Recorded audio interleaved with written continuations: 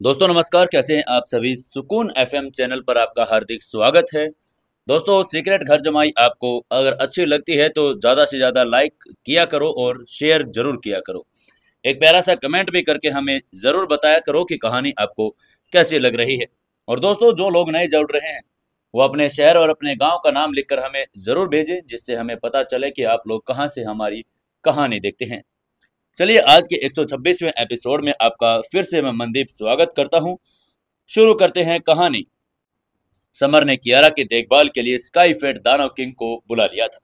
Sky fate दानव king ने वहां आने के बाद जब समर से कहा कि वो ग्रेट कॉन्करर बेल से सभी दानव किंगों को बुला सकता है, तभी स्काई फेट दानव ने उसे और आगे समझाते हुए कहा, यंग मास्टर, मैं आपको बताता हूँ।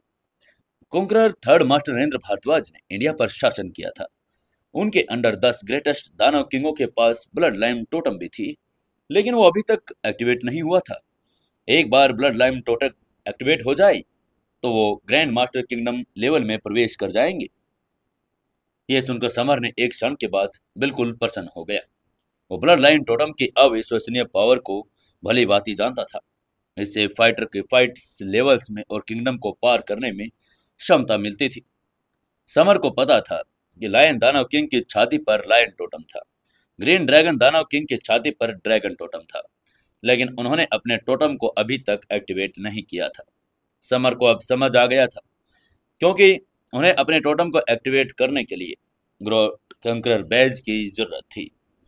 समर ने स्काई फेट दानव किंग से आगे पूछा, स्काई फेट दानव किंग, अगर मैं कॉन्करर बैज का उपयोग करता हूँ तो क्या मैं अपना ब्लड लाइन टोटम को जगाने में आपकी मदद कर पाऊंगा? स्काई फेट दानव किंग ने सिर हिलाते हुए कहा, हाँ यंग मास्टर, एक बार मेरा ब्लड लाइन टोटम एक्टिवेट हो जाए तो मैं ग्रैंड मास्टर किंगडम में कम से कम आधा कदम आगे बढ़ जाऊंगा। इसके बाद मैं पूरे ग्रैंड मास्टर किंगडम लेवल में पहुंच जाऊंगा। समर ने एक ही सांस में 3 अच्छे शब्द कहे, वाह, अच्छा अच्छा, जिसे पूरा उत्साह प्रकट हो गया। समर को पता था कि वो हॉस्पिटल में स्काई फेट लानव किंग की ब्लड लाइन टोटम को एक्टिवेट नहीं कर पाएंगे, क्योंकि इसमें अराजकता पैदा हो सकती थी। कियारा के इलाज में दिक्कत भी होती। कुछ समय बाद समर को एक्टिवेशन के लिए एक बेहतरीन जगह मिल गई, शिव द्वार ढाबा। वो समर लीग का घर भी था और उसका एरिया भी था, इसलिए ग्रेट कॉन्करर बैज को एक्टिवेट करने के लिए वो सबसे अच्छी जगह थी। इसीलिए समर ने स्काई फेट दानव किंग से कहा, स्काई फेट दानव किंग, चलो शिव द्वार ढाबे पर चलते हैं। स्काई फेट दानव किंग को हॉस्पिटल से बाहर लाया गया। शिव द्वार ढाबे की तरफ चल पड़ा। जाने से पहले समर ने शैडो ग्रुप की पूरी टीम्स को मेंबर्स को कियारा की रक्षा करने का सख्त निर्देश दे दिया था। समर ने सबसे पहले एक मोबाइल फोन खरीदा। इस जमाने में मोबाइल फोन कनेक्टिविटी का सबसे अच्छा तरीका है, किसी भी काम के लिए सबसे जरूरी। फिर उसने ग्रोह के बाकी मेंबर्स को अपना फोन नंबर बताया और उन्हें निर्देश दिया कि जरूरत पड़ने पर वो यहाँ पर फोन करें।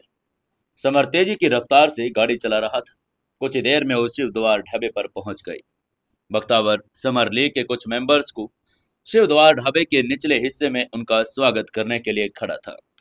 सभी ने समर की तरफ झुककर सम्मानपूर्वक उनका अभिवादन किया और कहा, नमस्ते गॉड फादर समर। समर ने सिर हिलाया और कहा, बख्तावर, मुझे एक शांत कमरा चाहिए, कोई किसी प्रकार की डिस्टरबेंस नहीं।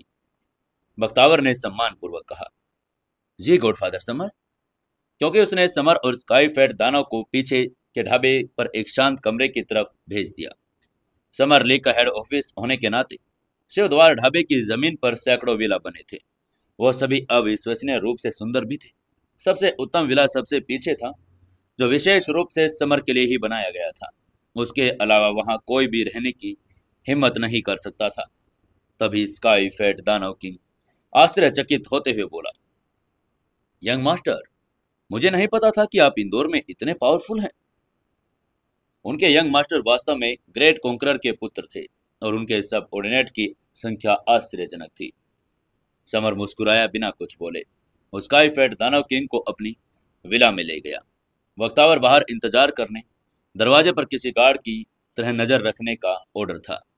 समर ने जल्दी से उसके शरीर से ग्रेट कॉन्करर बैज निकाला और कहा, स्काई फेट दानव किंग, मैं कॉन्करर बैज को कैसे एक्टिवेट करूं? स्काई फेड दानव किंग ने उसकी बात का जवाब देते हुए कहा, यंग मास्टर, आप great conqueror third master Narendra Bhardwaj के बेटे हैं। आप बस अपना खून इस बैज पर डाल लें और अपने मास्टर को ये पहचान लेगा। ये स्वचालित रूप से तुम्हें सभी दानव किंगों के टोटम को एक्टिवेट करने की विधि बताएगा। ये केवल तुम्हारे लिए काम करेगा और किसी के लिए भी नहीं। समर ने सिर हिलाकर इशारा किया, वो समझ गया। कोई आश्चर्य नहीं था कि निंजा किंग टोटम को एक्टिवेट करने का तरीका नहीं खोज पाया। वो ग्रेट कॉन्करर का टोटम नहीं था और वह बैज को एक्टिवेट नहीं कर सका। ये एबिलिटी पूरी तरह से समर के पास थी। समर ने अपनी उंगली काट ली, खून की एक ताजा बूंद कॉन्करर बैज पर निचोड़ दी। कॉन्करर बैज एक विशेष वस्तु थी और उस पर जटिल डिजाइन और पैटर्न थे।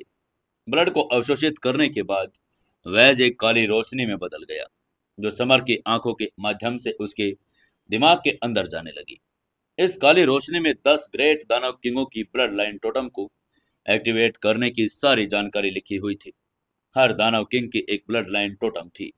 अपने समय में great conqueror third master Narendra Bhardwaj ने 10 दानव किंगों पर विजय पाने में लंबा समय बिताया था।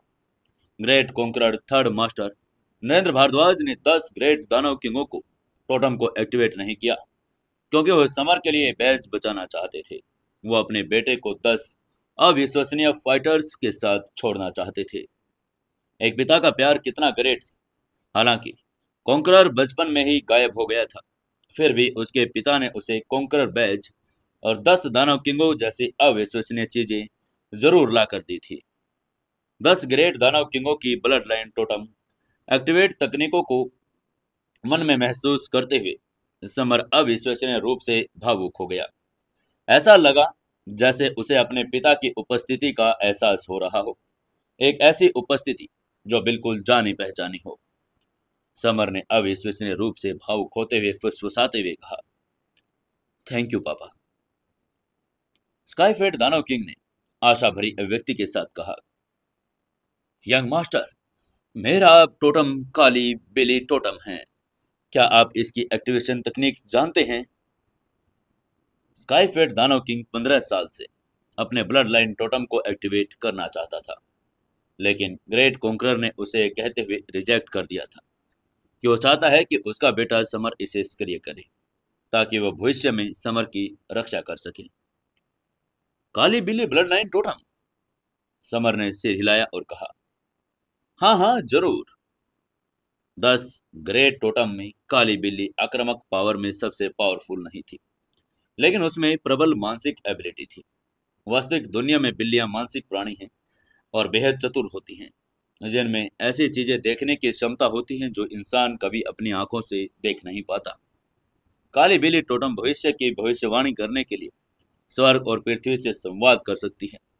इस बार एक स्काईफेड दानव किंग अपनी काली बिल्ली टोटम को एक्टिवेट करेगा, तो इससे भविष्य की भविष्यवाणी करने की क्षमता में काफी मदद मिलेगी।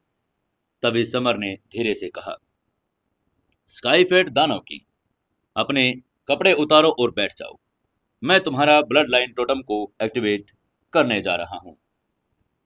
समर ने अपने दिमाग में पहुंची जानकारी से जान लिया था कि ब्लड लाइन को एक्टिवेट कैसे करना है।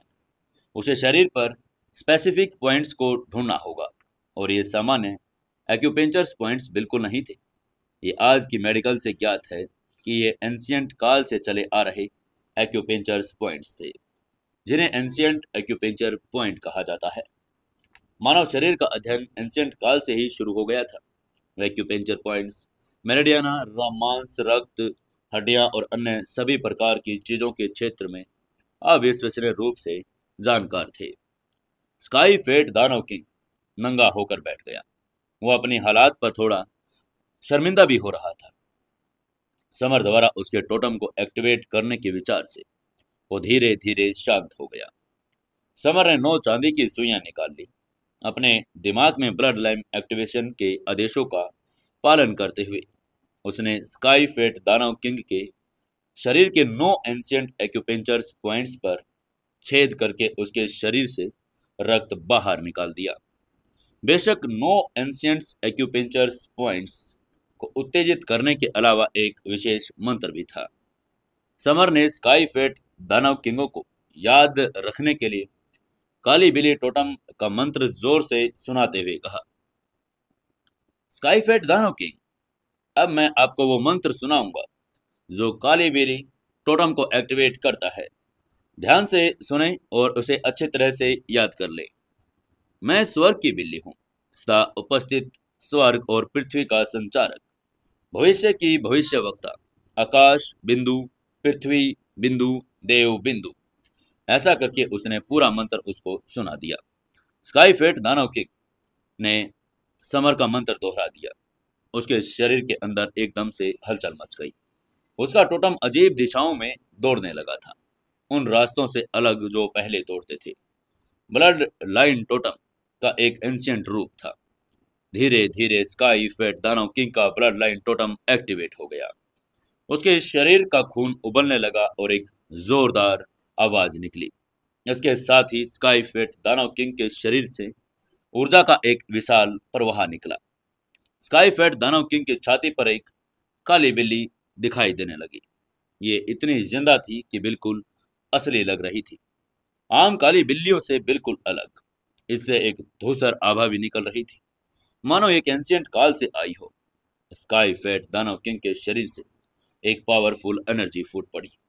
वह खड़ा हुआ, अपनी मुट्ठियां कसी और सीधे हवा में 9 भंवर बना दिए।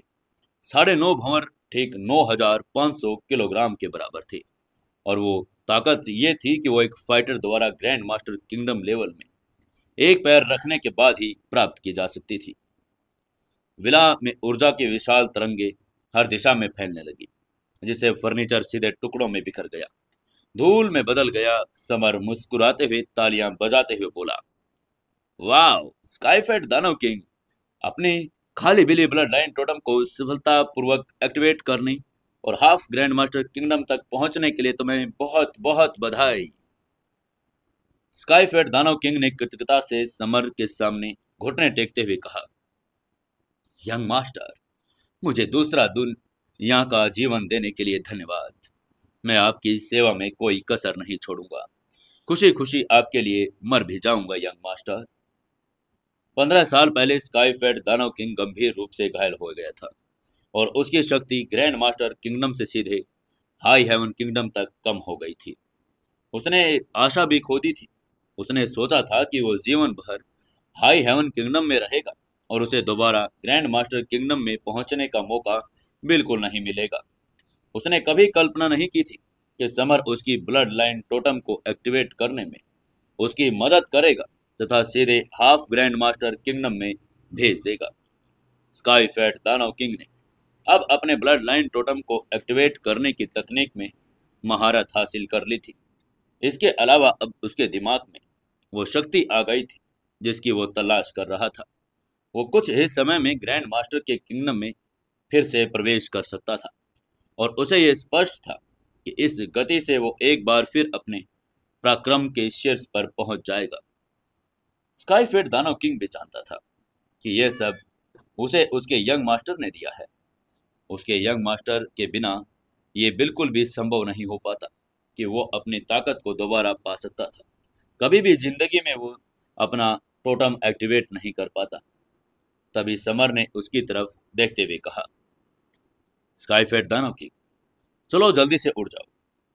समर ने एक पल सोचा कि वो पहले से ही एक हाफ ग्रैंड मास्टर था, और अब जबकि स्काईफेट दानव किंग भी हाफ ग्रैंड मास्टर के लेवल पर पहुंच गया है, तो दुश्मनों से लड़ने के लिए उसका हाथ मिलाना ही काफी होगा। इसके बाद समर ने दरवाजे की तरफ देखते हुए कहा, बख्तावर, अंदर आओ। उसकी आवाज सुनते ही बख्तावर अंदर आ गया। उसने सम्मान पूर्वक कहा, जी गॉडफादर, आपने मुझे बुलाया? समर ने सिर हिलाते हुए कहा, बख्तावर, समर लीग में सभी को यह खबर फैलाने के लिए कह दो कि मैं घायल हूं और समर लीग के हेड ऑफिस में आराम कर रहा हूं। बख्तावर भी हक्का बक्का रह गया। उसे समर की बातें नहीं समझ आई। उसने जो देखा उसे तो समर बिल्कुल स्वस्थ था, उसे कोई भी चोट नहीं लगी थी।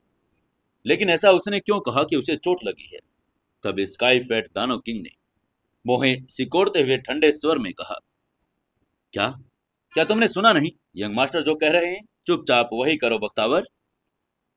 बख्तावर चौंक गया जब उसने स्काई फेड दानव किंग से अपार शक्तिशाली निकलती ऊर्जा को महसूस किया। उसने विरोध करने की बिल्कुल हिम्मत नहीं की, क्योंकि उसे लगा कि स्काई फेड दानव किंग उसे एक उंगली से ही मार सकता था।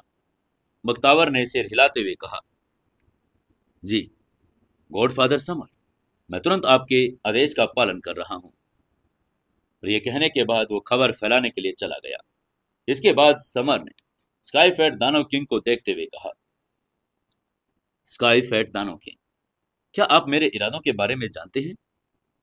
स्काई फेड दानव किंग ने सिर हिलाते हुए कॉन्फिडेंस से कहा, यंग मास्टर, आप अपने दुश्मनों को सूचित करना चाहते हैं कि आप समर लीग के हेड ऑफिस में आराम कर रहे हैं, ताकि वे आकर कियारा के बजाय आप पर हमला करें, है ना?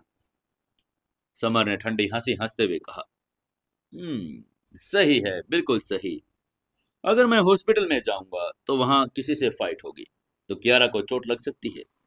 इसलिए मैं समर लीग आया हूं। अगर मेरे दुश्मन आने की हिम्मत करेंगे तो मैं सुनिश्चित करता हूं कि वापस नहीं जा पाएंगे। जो भी आएगा उसे मैं मार डालूंगा। उसकी आंखें किलिंग इंटेंट से भर चुकी थी। अगर कियारा की सुरक्षा की बात न होती तो समर आक्रामक हो जाता, अपने दुश्मनों को एक एक करके मार डालता। इंदौर में इसी समय संजीव गिल हॉस्पिटल जाने की तैयारी कर रहा था। अचानक उसका फोन बज गया। फोन इंदौर में घूम रहे गिल परिवार के जासूसी का था। जासूस ने संजीव गिल को बताया कि समर लीक पर है और घायल हो गया है।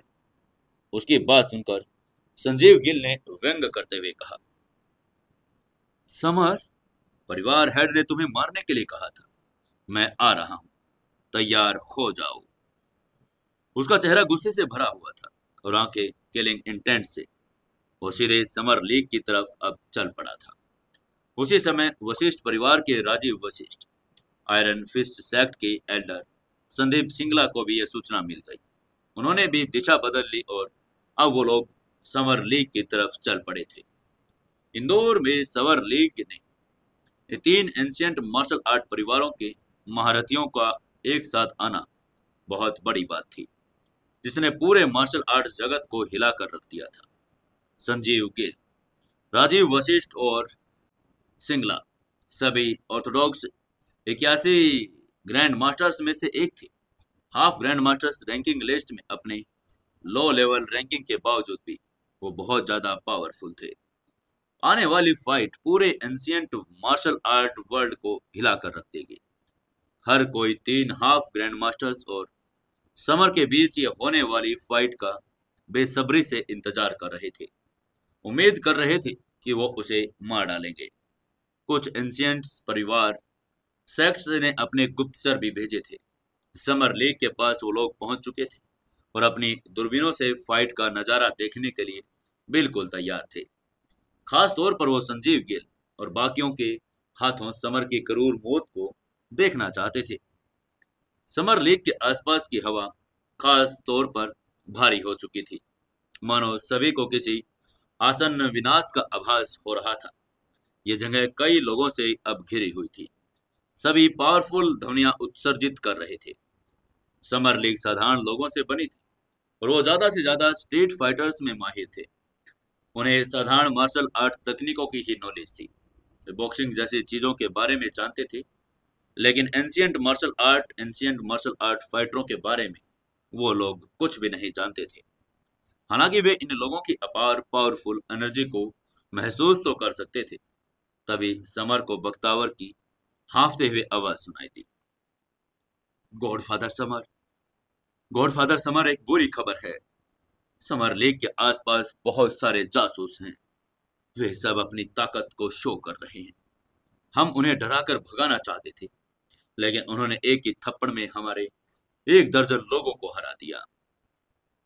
बख्तावर विला समर की तरफ भागते हुए आया था। उसका चेहरा पूरी तरह पीला पड़ चुका था। इंदौर में अंडरवर्ल्ड के हेड के रूप में बख्तावर ने कई उतार चढ़ाव देखे थे। उसने कई पावरफुल फाइटर्स को भी देखा था। हालांकि आज वो पूरी तरह से डरा हुआ था, क्योंकि उसके आसपास के बहुत सारे फाइटर्स थे। ये फाइटर्स अविश्वसनीय रूप से पावरफुल थे।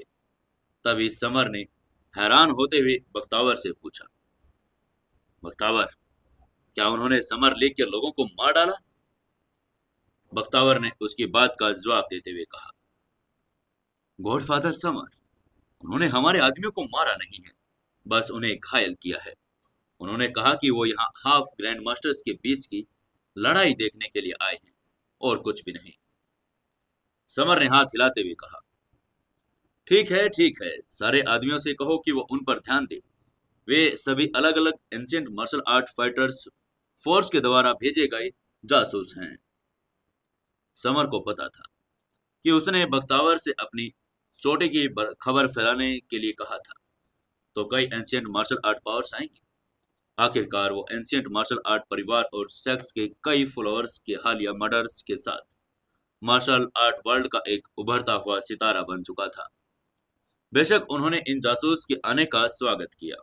दरअसल शुरुआत में उनका यही इरादा था।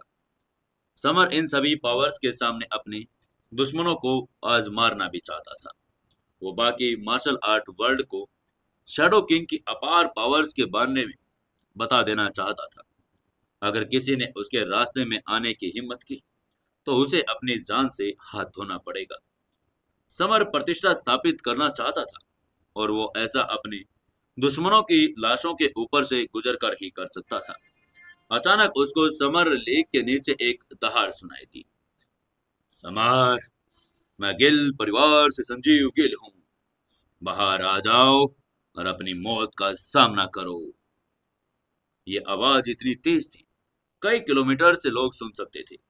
दोबारा से फिर वही आवाज आई, समर, मैं संजीव गिल हूं, बाहर आ जाओ और अपनी मौत का सामना करो। अंदर क्यों छुप कर बैठे हुए हो? आवाज बहुत तेज थी, इतनी तेज कि विला के अंदर साफ साफ सुनाई दे रहा था। समर को यह आवाज सुनकर उसका चेहरा पीला पड़ गया। गिल परिवार के फाइटर ने सबके सामने इस तरह उसे बुलाने की हिम्मत की और ये बात उसके गुस्से को और भड़का रही थी। वो हद से ज्यादा आगे बढ़ गया था। समर कोई कमजोर मुर्गा नहीं था।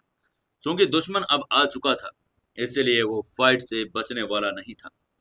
दरअसल समर लीग का आने का उसका मकसद ही उनके आने का इंतजार करना था और वो उनको सबको मार डालना चाहता था। उसे खुशी थी कि आखिरकार कोई तो आ गया है और उसने बाहर की तरफ देखकर चिल्लाते हुए कहा, तुम्हारे दादा यहाँ हैं। अगर है हिम्मत तो अंदर आओ और मुझसे लड़ो। फिर देखते हैं कौन किसको मारेगा और कौन किससे बच जाएगा। समर की आवाज बहुत तेज थी। यह न सिर्फ समर लीग में फैल गई, बल्कि विला के आसपास के जासूसों ने इसे सुन लिया था। उसकी आवाज सुनकर सभी एक दूसरे से चर्चा करने लगे। उनमें से एक आदमी ने कहा, अरे अरे, ये इतना अहंकारी कैसे है और अपने आप को दादा कह रहा है? उसके पास खड़े लड़के ने कहा, अहंकारी व्यक्ति भाई आमतौर पर जल्दी मर जाता है।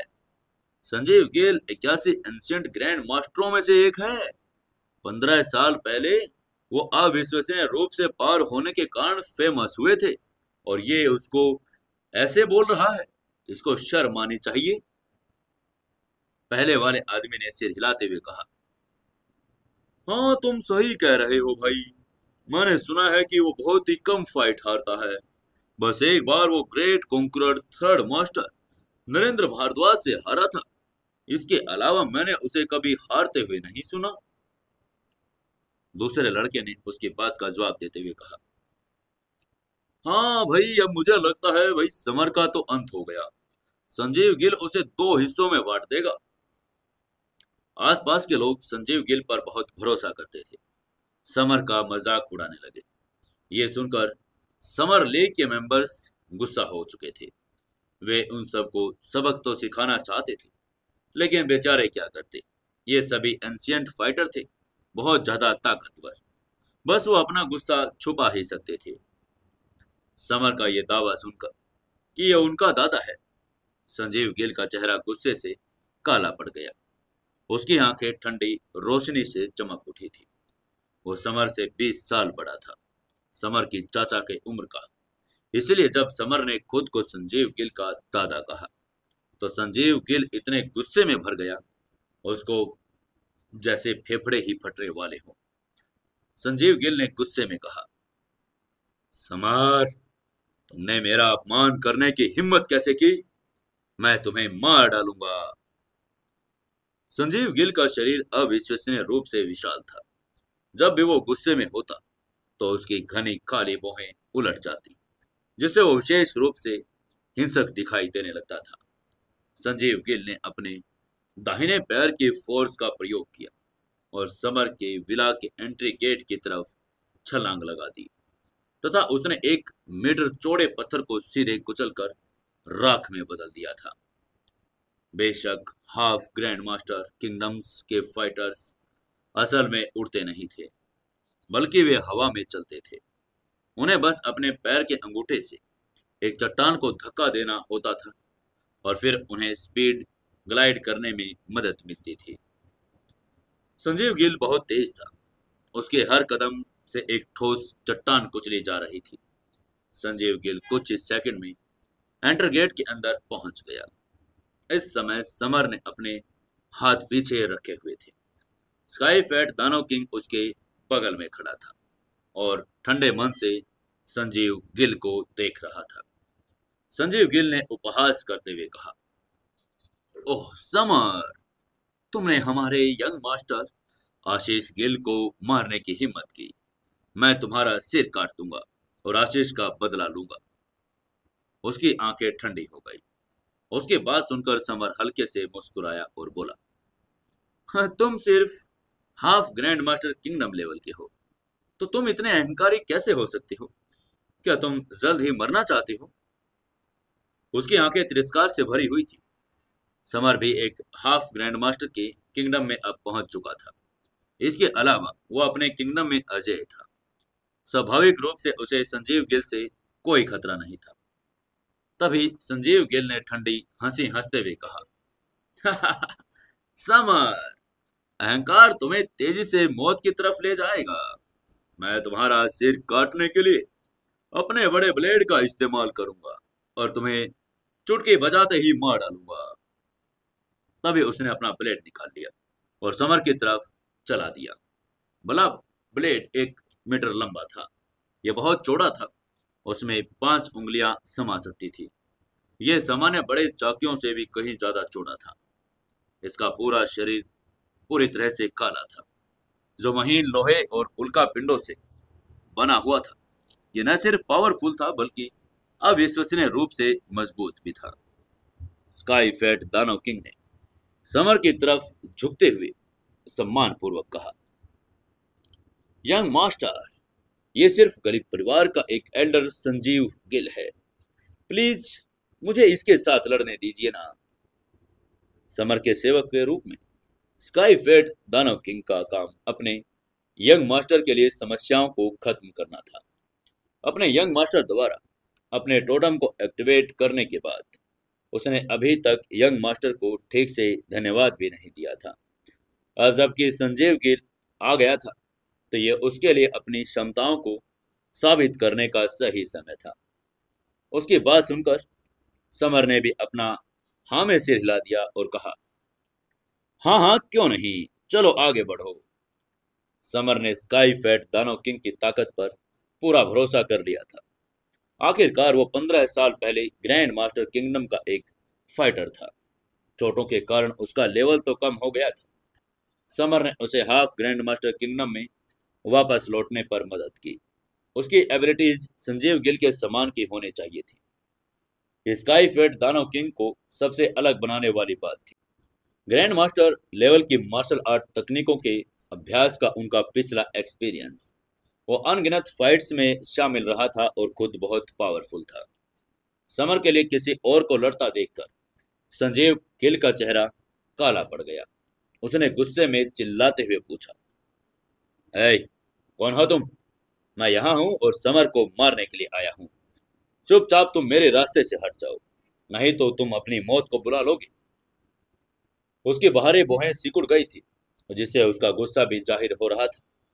स्काई फेट दानव किंग ने उसकी बात का जवाब गर्व से देते हुए कहा, संजीव गिल, हालांकि हम कभी मिले नहीं, लेकिन तुम शायद मेरा नाम तो जानते होगे।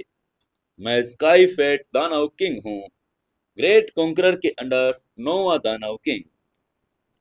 संजीव गिल ने हैरान होते हुए कहा, क्या क्या क्या तुम क्या कह रहे हो कि तुम स्काई फेट दानव किंग हो, जो 15 साल पहले इंडिया पर विजय प्राप्त करने में ग्रेट कॉन्करर का अनुसरण करता था? स्काई फेट दानव किंग गर्व से भरे चेहरे के साथ मुस्कुराया और बोला, हाँ हाँ ठीक, तुमने सही पहचाना, मैं वही हूँ। उसकी बात सुनकर संजीव गिल हाव भाव अचानक बदल गए। ग्रेट कॉन्करर ने उसे 15 साल पहले हरा दिया था, इसलिए स्वाभाविक रूप से वो ग्रेट कॉन्करर की ताकत के बारे में अच्छे से जानता था। ग्रेट कॉन्करर के अधीन 10 महान दानव किंग थे, उनमें से हर एक निर्दयी था। लेकिन फिर भी संजीव गिल ने व्यंग करते हुए कहा, "हम्म, मुझे तुम्हारी पहचान की कोई परवाह नहीं, मैं आज यहाँ समर को मारने आया हूँ।" हालांकि स्काई फैट दानव किंग पावरफुल होने के लिए फेमस तो था, लेकिन संजीव गिल उससे बिल्कुल नहीं डरता था। स्काई फैट दानव किंग की पिछली चोटों के बारे में तो जानता था, इसलिए वो सोच रहा था, स्काई फैट दानव किंग अभी भी वही हाई हेवन किंगडम के लेवल पर ही है। उसकी बात सुनकर स्काई फैट दानव किंग ठंडी हंसी हंसा और उसने गर्व से कहा, तुम यंग मास्टर से लड़ने के लायक नहीं हो। पहले तुम्हें मुझसे गुजरना होगा, फिर तुम यंग मास्टर तक पहुंच सकते हो। संजीव गिर की अभिव्यक्ति में भारी परिवर्तन आया। स्पष्टतः वह स्काई फैट दानव किंग के शब्द सुनकर और भी ज्यादा गुस्सा हो गया था। संजीव गिल ने अपना दाहिना हाथ बढ़ाया और अपना बड़ा सा ब्लेड पकड़ लिया। उसने अपनी लाइफ एनर्जी उसमें केंद्रित कर ली। स्काई फैट दानव किंग पर उसने प्रहार किया। यह प्रहार बहुत ज्यादा पावरफुल था, जिसने सीधे हवा को चीर दिया और वातावरण में एक बड़ा घाव बना दिया था। पावरफुल एनर्जी चारों दिशाओं में फैल गई थी।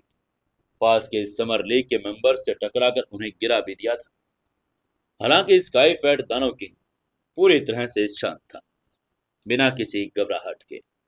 उसने जमीन पर जोर से पैर रखा और हवा में उछलकर हमले से बच गया। तुरंत स्काई फैट दानव किंग ने अपनी काली बिली टोटम को एक्टिवेट कर दिया, जिससे वो अविश्वसनीय रूप से फुर्तीला हो गया और उसे संजीव के बड़े ब्लेड से बचने की एनर्जी मिल गई थी। संजीव गिल का बड़ा ब्लेड स्काई फैट दानव किंग से चूक कर उसके पीछे पेड़ से टकरा गया, जिससे 10 मीटर ऊंचा पेड़ दो टुकड़ों में बट गया, जमीन पर जा गिरा और इस टक्कर से एक धमाकेदार आवाज हुई, जो पूरे वातावरण में गूंज गई और जमीन से धूल और धुआं उड़ने लगा।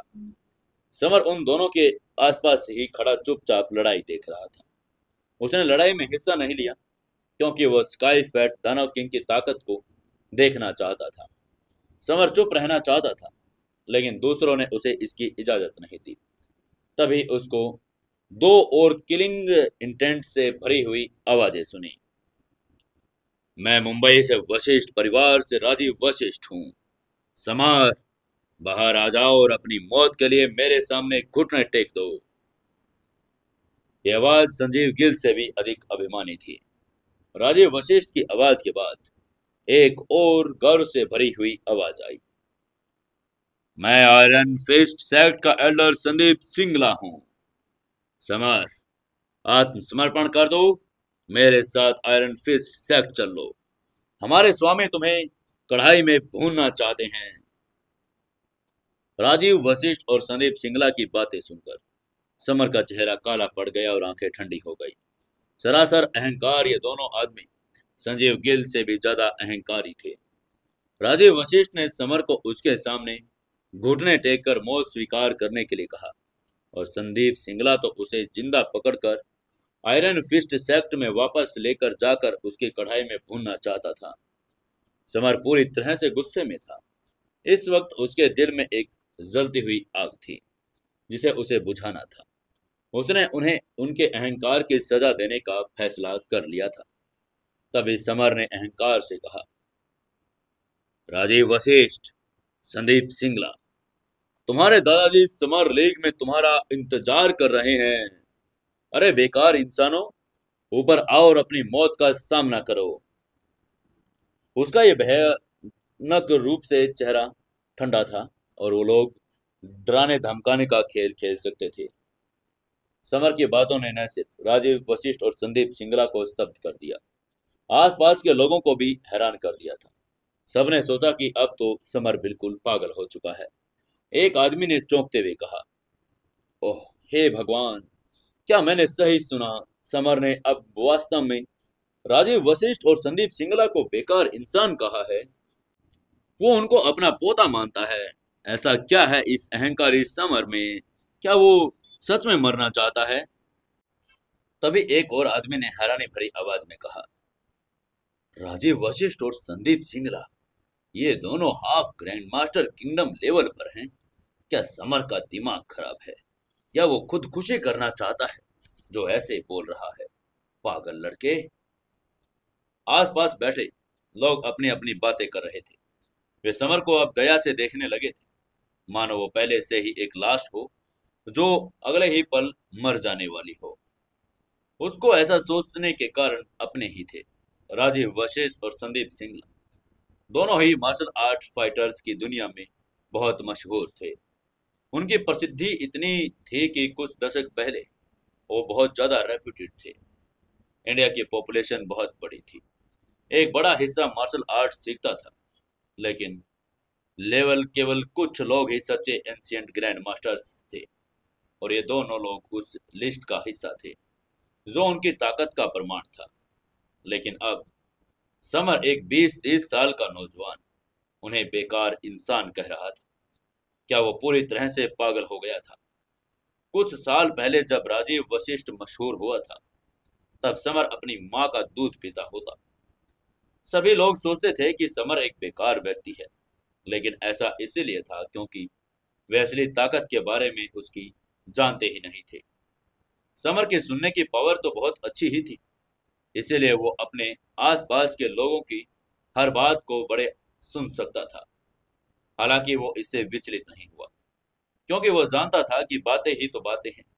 उन्हें हमेशा के लिए चुप कराने का उसके पास एकमात्र रास्ता था। वो आज राजीव वशिष्ठ और संदीप सिंगला को हरा देगा और लोग अपने आप चुप हो जाएंगे। तभी राजीव वशिष्ठ और संदीप सिंगला दोनों अपने पैरों से उछलकर हवा में उड़ गई और विला के एंट्री गेट की तरफ बढ़ गए थे। समर के अहंकार ने उनके गुस्से को गहराई से भड़का दिया था, जिससे वो और सबक सिखाने के लिए प्रेरित हो गए थे। थोड़ी ही देर बाद दोनों आदमी विला के गेट पर पहुंच गए। उनका स्वागत घमंडी समर ने किया, जो 20 साल का एक नौजवान था, जिसका चेहरा सुंदर था। तलवारों जैसी तीखी भौहें, सितारों जैसी चमकदार आंखें। वो लंबा चौड़ा था, अपने हाथ पीठ पर पीछे करके सर्वशक्तिमान मुद्रा में दुनिया को देख रहा था। समर ने भी उन दोनों आदमियों को देखा। राजीव वशिष्ठ लगभग 50 साल का था, मध्यम कद काठी का और पतला और थोड़ा सा सांवला चेहरा। उसका शरीर बिल्कुल पक्षी के जैसा हल्का था। समर के सामने पहुंचने में वो अविश्वसनीय रूप से तेज था। इसका मतलब था कि वो एक फुर्तीला फाइटर था। जहां तक संदीप सिंगला की बात है, वो राजीव वशिष्ठ से बिल्कुल अलग था। संदीप सिंगला एक हट्टा कट्टा क्रूर व्यक्ति था, जो कमर के ऊपर नंगा भी था। उसकी मांसपेशियां कसी हुई थी, उसकी कांसे जैसी त्वचा धूल में चमक रही थी। उसका कद लोहे के बुर्ज के जैसा था। उसके पूरे शरीर से एक विस्फोटक पावर निकल रही थी।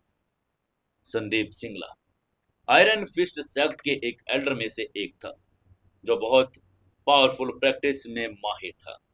यह अत्यंत पावरफुल था और सामान्यतः वो एक ही पंच से चट्टानों को भेज सकता था, बड़े बड़े पेड़ों को नष्ट भी कर सकता था।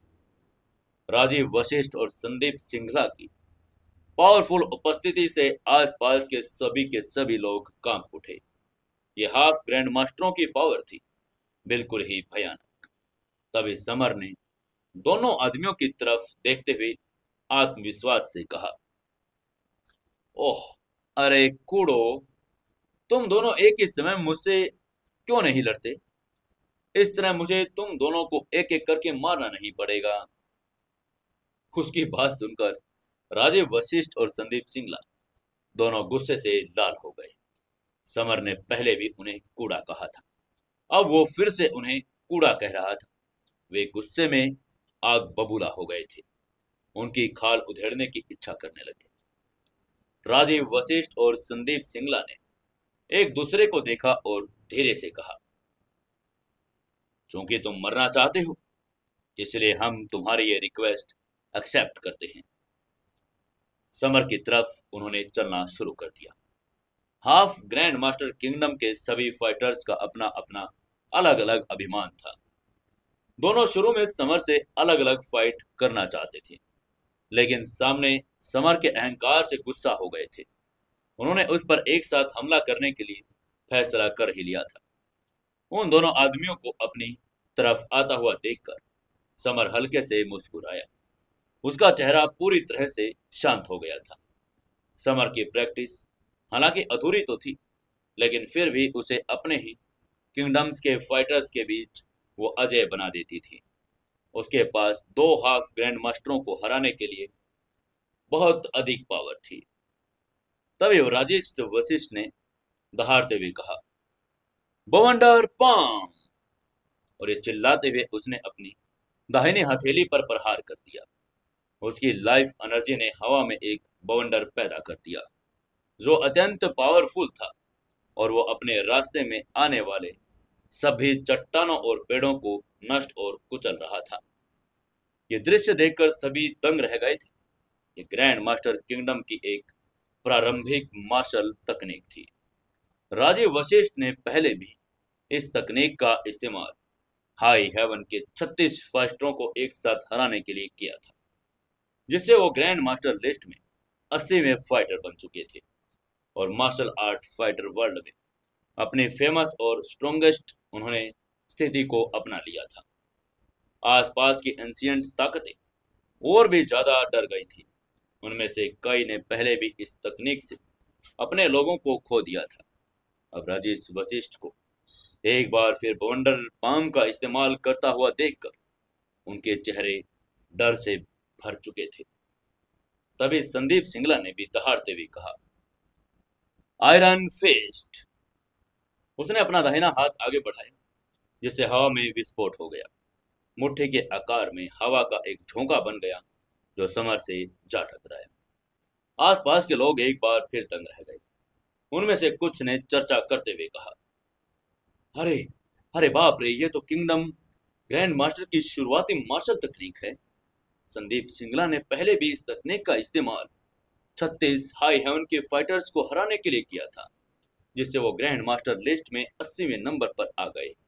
राजीव वशिष्ठ के रैंकिंग से एक रैंक ऊपर आ गए थे। दोनों हाफ ग्रैंड मास्टरों ने अपनी ग्रैंड मास्टर लेवल फाइटिंग तकनीकों का इस्तेमाल कर लिया था। समर पर पूरी ताकत से हमला कर दिया। आसपास के सभी लोग ऐसे लग रहे थे मानो उन्होंने समर का भयानक हश्र पहले ही देख लिया हो। उन्हें यकीन था कि वो टुकड़े टुकड़े हो ही जाएगा। हालांकि दो पावरफुल हमलों के सामने समर वहीं पर खड़ा रहा। उसका शरीर स्थिर था, मानो उसने उन्हें आते हुए देखा ही ना हो। वो बस कॉन्फिडेंस से मुस्कुरा रहा था। उसको ऐसे खड़े देखकर भीड़ में खड़े एक लड़के ने हैरान होते हुए कहा, अरे अरे, क्या समर डर गया या पागल हो गया? वो बचने की कोशिश भी नहीं कर रहा है। उसके पास खड़े दूसरे लड़के ने कहा, ओह, मुझे लगता है कि यह समर तो बिल्कुल पागल हो गया है। वो दोनों हाफ ग्रैंड मास्टर्स को कचरा कह रहा था, तभी तो उसका दिमाग हिल गया है। पहले वाले लड़के ने बड़े ही ठंडी आंख भरते हुए कहा, ओह, समर की हालिया प्रतिष्ठा बहुत अच्छी है। जाहिर है वो एक ढोंगी है, बस दिखावा कर रहा है। सब लोग समर को ऐसे ही देख रहे थे, मानो वो कोई बेवकूफ हो। उन्हें यकीन था कि राजीव वशिष्ठ और संदीप सिंगला ने उसे बुरी तरह से हरा दिया होता। दोनों हमलों के सामने उसकी बेरुखी का एकमात्र यही कारण था। राजीव वशिष्ठ और संदीप सिंगला भी समर को स्थिर खड़ा देखकर बहुत खुश थे। उन्हें लगा कि उन्होंने उसे सचमुच हरा दिया। कितना बेवकूफ है तो उन्हें हमलों से बचना भी नहीं आता। राजीव वशिष्ठ की बवंडर पाम और संदीप सिंगला की आयरन फिस्ट दोनों ही समर के शरीर पर जोरदार प्रहार की, जिससे दो बहरे कर देने वाली प्रहार हुए। उन्हें लगा कि उनके प्रहार से उनका शरीर टुकड़े टुकड़े हो जाएगा, लेकिन असल में समर तो अपनी जगह पर खड़ा ही रहा, चुपचाप अपनी छाती पर हाथ रखे और पंच को देखता रहा। उसने सिर हिलाया और हल्के से कहा, तुम्हारे हमले तो कमजोर है। ये सब देखकर राजीव वशिष्ठ और संदीप सिंगला दोनों स्तब्ध रह गए। उन्होंने हैरान होते हुए अपने मन में सोचा, क्या तुमने हमारे हमलों को रोक दिया? तभी समर ने हल्के से मुस्कुराते हुए कहा, ओह, तुम दोनों तो कमजोर मुर्गे हो। उसकी तिरस्कार भरी आंखें थी। समर अपने ही स्तर पर फाइटर्स के बीच अजय था। दोनों व्यक्ति हाफ ग्रैंड मास्टर किंगडम में उसी के स्तर पर थे। स्वाभाविक रूप से इसलिए वो उनका मुकाबला नहीं कर सकते थे। समर की आवाज उपहास और तिरस्कार से भरी अपेक्षा सुनकर राजीव वशिष्ठ और संदीप सिंगला भड़क उठे। उनकी आंखों में गुस्से से लाल हो गई थी। एक एंशिएंट हाफ मास्टर्स के होने के नाते राजीव वशिष्ठ और संदीप सिंगला दोनों ही मार्शल आर्ट्स दुनिया में अविश्वसनीय रूप से सम्मानित थे। सब अब एक जूनियर ने उसका उपहास किया तो अभिमान छोड़ नहीं पा रहे थे। राजीव वशिष्ठ और संदीप सिंगला ने एक साथ दहाड़ते हुए कहा, तुम मौत को इनवाइट कर रहे हो। और ये कहते हुए दोनों ने एक पावरफुल किलिंग एनर्जी उत्सर्जित की। राजीव वशिष्ठ ने गुर्राते हुए अपनी हथेलियों से अपनी जीवन ऊर्जा को केंद्रित कर लिया ताकि विशाल बवंडर जैसा ब्लेड बन जाए। उसने उसे हवा में चीरते हुए एक तेज विस्फोट की आवाज निकालते हुए छोड़ दिया, क्योंकि वो समर की तरफ बेरहमी से वार कर रहा था। संदीप सिंगला भी खतरनाक लग रहा था। उसने अपने पंच में अपनी जीवन ऊर्जा केंद्रित कर ली, उसे पूरी तरह काला कर दिया और अचानक हवा को बुरी आत्माओं से भर दिया। उसके पंच ने वातावरण को चीर दिया था। उसने पूरी ताकत से समर के दिल पर वार किया। राजीव वशिष्ठ और संदीप सिंगला दोनों ने समर पर पूरी ताकत से हमला कर दिया था। उन्हें उम्मीद थी कि वे अपने अंतिम वार से उसे खत्म कर देंगे, लेकिन समर बिना किसी हिचकिचाहट के स्थिर खड़ा रहा। उसने अपनी ध्यान तकनीक शुरू की और त्वचा से एक शानदार नीली रोशनी निकलने लगी। आमतौर पर राजीव वशिष्ठ और संदीप सिंगला के हमले शुद्ध सोने को कुचलने में भी कामयाब थे, लेकिन दो तेज धमाकों के अलावा उसके शरीर पर कोई असर नहीं हुआ।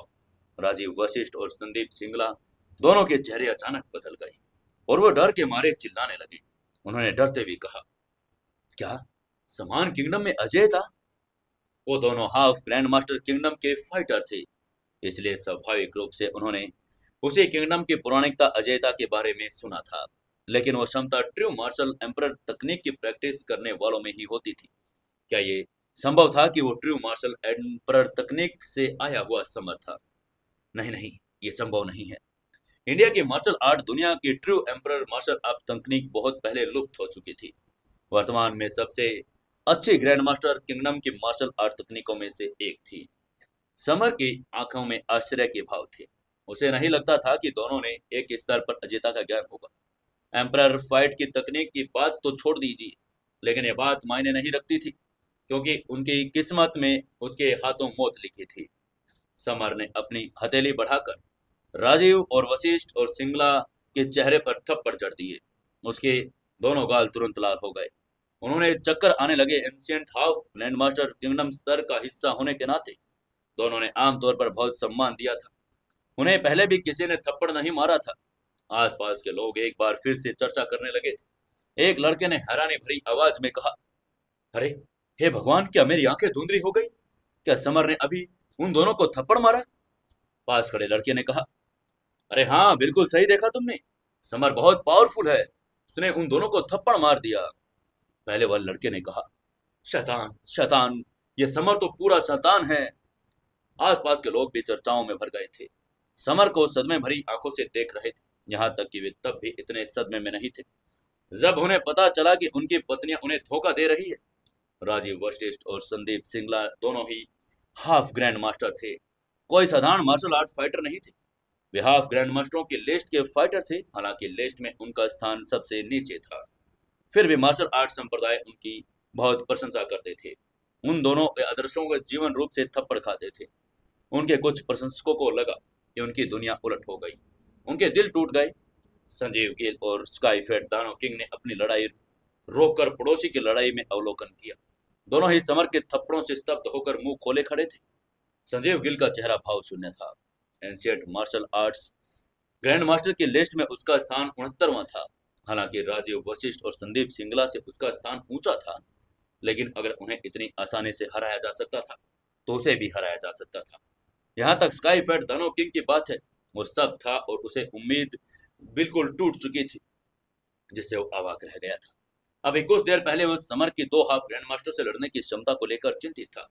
उसे हैरानी हुई कि समर ने कुछ सेकंड में दोनों के मुंह पर तमाचा जड़ दिया। अगर वो अकेला होगा तो वो कैसा होगा? जानने के लिए जुड़े रहिए दोस्तों अपनी कहानी सीक्रेट घर जमाई के साथ।